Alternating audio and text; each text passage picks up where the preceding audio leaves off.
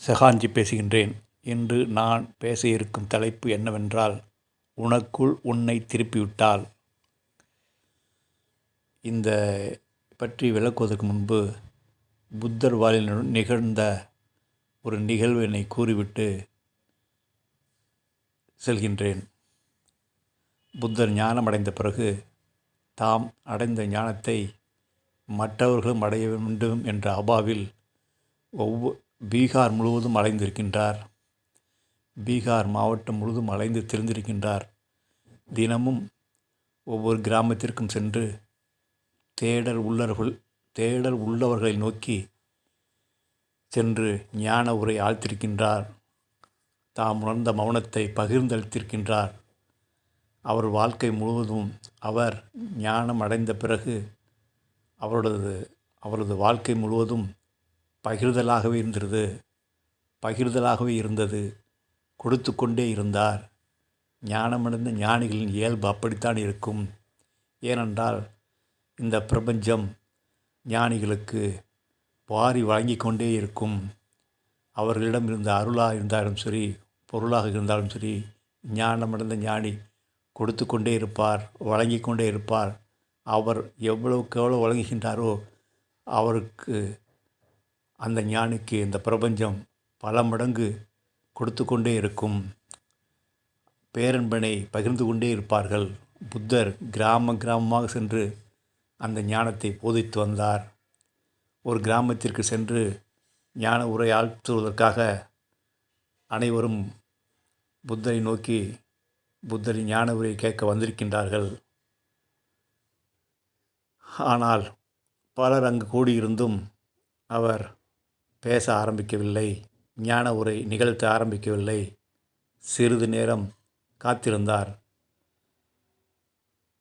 ஒருவர் கேட்டார், யாருக்காக காத்திருக்கின்றீர்கள் என்று புத்தரிடம். அவர் சொன்னார், இங்கு இந்த கிராமத்திற்கு யாரை பார்க்க நான் வந்தேனோ இன்னும் அவர் வரவில்லை. அவருக்காகத்தான் இங்கே வந்திருக்கின்றேன். அவர் வந்தவுடன் என் உரையை ஆரம்பிக்கின்றேன் என்றாராம். அப்படி ஒரு தன்னுணர்வு மிக்கவர் புத்தர். யார் தேடல் உணர்வு இருக்கின்றார்களோ அவர்களுக்காக அவர்களை நோக்கி சென்று ஞான உரை ஆற்றி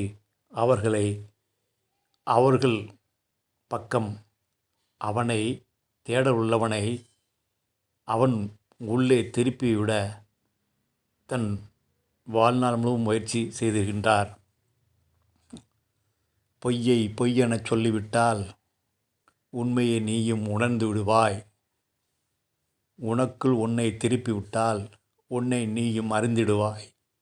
இது புத்தனின் வாக்கு. ஞானமடைந்த ஞானிகள் யாவுமே உன்னை உள்முகமாக திருப்புவதற்குத்தான் ஆயத்தமாகின்றனர், அவ்வாக்கொள்கின்றனர், ஆசைப்படுகின்றனர். ஞானமடைந்த ஞானிக்கு எந்த சுய விருப்பமும் இருக்காது. அவர்கள் ஞானிகள் பிரபஞ்சத்தின் தூதுவனாக செயல்படுவார்கள்.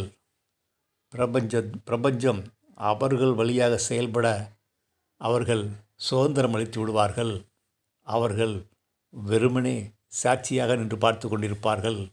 பிரபஞ்சம் தன் வழியாக செயல்படுவதை ஞானமடைந்த ஞானி சாட்சியாக பார்த்து கொண்டிருப்பார்.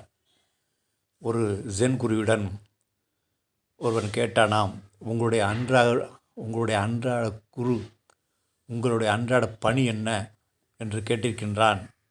அவர் சொன்னார், பசி எடுத்தால் சாப்பிடுகின்றேன், உறக்கம் வந்தால் உறங்குகின்றேன் என்று சொன்னாராம்.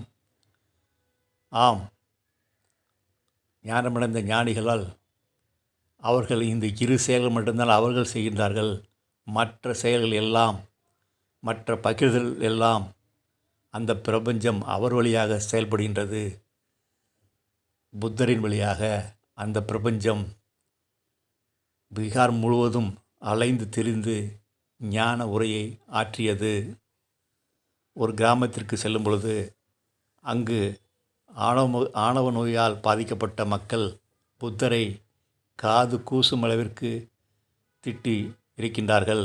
பொறுமையாக கேட்ட அவர், இன்று நான் அவசரமாக பக்கத்து கிராமத்திற்கு செல்கின்றேன். சென்றுவிட்டு திரும்பி வரும்பொழுது உங்களை சந்திக்கின்றேன். அப்பொழுது நீங்கள் என்னை குறை கூறலாம் என்று பொறுமையாக பதிலளித்தாராம். இதை கேட்டவர்கள் மிரண்டு போனார்கள். இவரை நாம் திட்டிக் கொண்டு இருக்கிறோம், இவர் பொறுமையாக பிறகு வருகிறேன், பிறகு வந்து உங்கள் திட்டை வாங்கிக் கொள்கிறேன் என்று சொல்கின்றாரோ என்று ஆடி போய்விட்டார்கள்.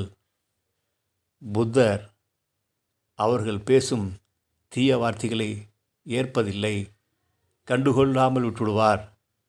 சில விஷயங்கள் கண்டுகொள்ளக்கூடாது. அப்படி சில விஷயங்களை கண்டுகொள்ளாமல் இருப்பதுதான் ஞானப்பாதற்கு உதவும். உங்களை உங்களுள் திருப்பி விடுவதுதான் ஞானமடைந்த ஞானிகளின் முதல் கடமையாக இருக்கின்றது. நீங்கள் உங்கள் அகப்பயணத்திற்கு உங்களை உங்கள் உள் திருப்புவதுதான் ஞானமடைந்த ஞானிகளின் முதற் பணியாகும். அந்த திருப்பம் மட்டும் செய்துவிட்டால் போதும். உங்களை உங்கள் உள்நோக்கி பார்க்க செய்துவிட்டால் போதும். நீங்கள் மற்றதை உணர்ந்து விடுவீர்கள். ஆனால் இந்த சமூகம் உங்களை உள்ளே பார்க்க விடுவதில்லை. வெளியேவே பயணித்து கொண்டு இருக்க பழக்கப்படுத்திவிட்டது. வெளியேவே அலைந்து திரிய தூண்டிவிட்டு கொண்டிருக்கின்றது. அந்த செயலை சட்டென நிறுத்தி உள்முகமாக பார்த்து உள்ளே இருக்கும் அகச்செல்வத்தை உணர்ந்து அதன் பிறகு வெளியே பயணம் செய்தால் உங்கள் வெளிப்பயணம் அற்புதமாக இருக்கும். ஆகவே அகத்திருப்பம் செய், உள்ளே பார், உள்ளே பயணம் செய். அற்புதம் ஒன்று காத்திருக்கின்றது.